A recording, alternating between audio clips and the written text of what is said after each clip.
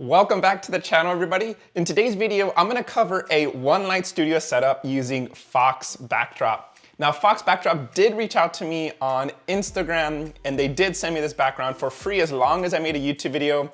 So I thought it was gonna be another great opportunity to create an educational video for you guys. If you guys remember my last video with Fox Backdrop, we did a 3-light studio setup. And in today's video, I wanted to simplify it and do a simple 1-light setup. So you already know what we're gonna do. We're gonna break this down and we're gonna cover todo el pedo.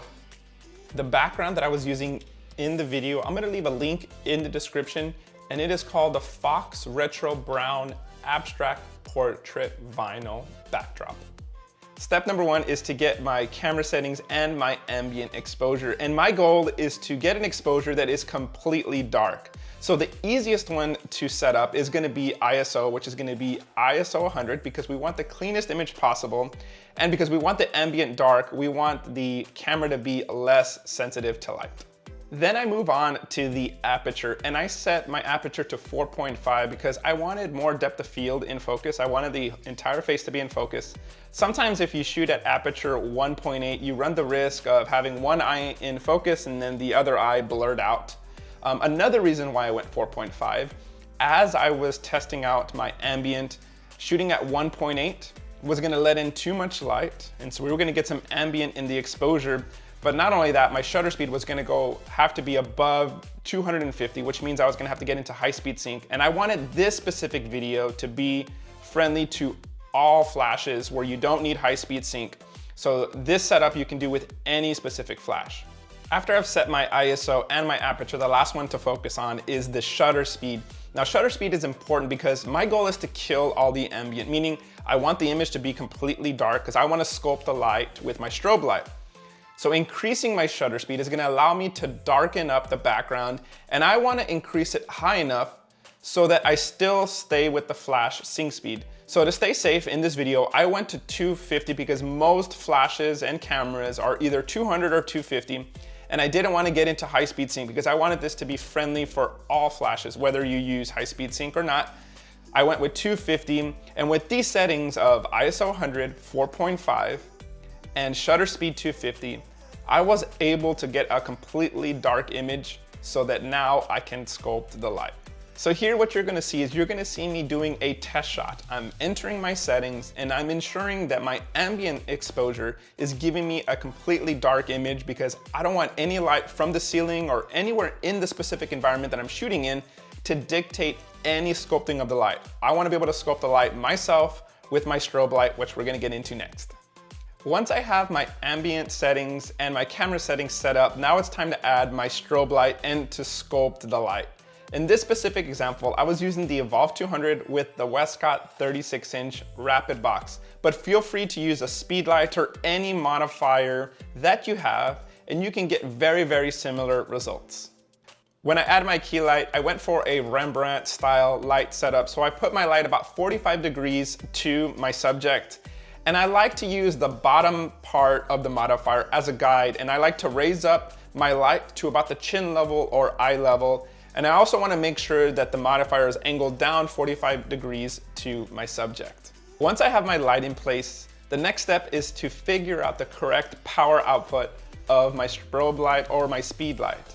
Now this process is a lot simpler than you might seem. I get the question all the time, is do I use a light meter? And I don't, because what I simply do is I just look at the different power outputs of my flash. Obviously, the higher the number means more light we're gonna see, and the lower the number means less light.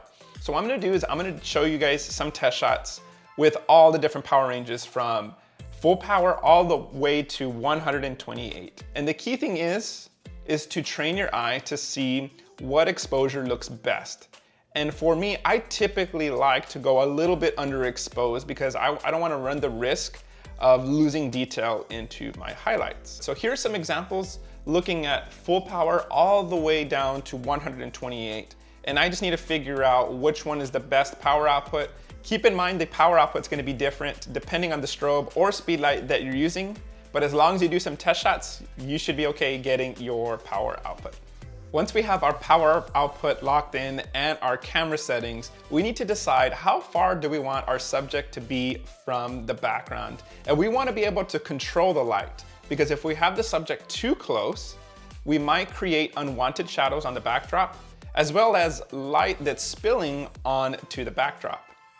If we have the subject too far away, about 6 feet away, what we create is no light on the background, and that kind of defeats the purpose of having a colorful background.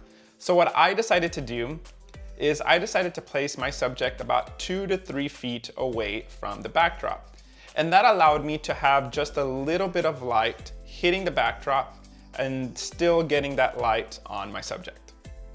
Keep in mind you can control the amount of light hitting the background by feathering, also known as turning the light modifier towards the background to add light, or you can turn the modifier away from the background to add less light on the background. It's all about controlling light, and you can decide what vision you want for your photograph. Whether you want to feather it towards the background or away, that's going to be up to you. The last part of this setup is to add fill light by adding a V-flat. You can also use a white foam board or use the white side from a diffuser and just use the Justin clamp to lock it in place. Now I use this so I can fill in the shadows because I felt like the shadows were a little bit too dark. And by adding this V-flat, it was gonna bounce light from that strobe light and fill in those shadows to soften them up to the way I envision for the shot. Keep in mind, the closer I bring in the V-flat, the softer the shadows are gonna be. I'm gonna end this video with a couple of photo examples from this light setup and using the Fox backdrop. Now, if you did enjoy the Fox backdrop, there is a discount code. You can use Eli20 for a 20% off discount code. You're more than welcome to use it. And if not, I hope I at least educated you guys, and I hope you guys at least learned something from this one light setup.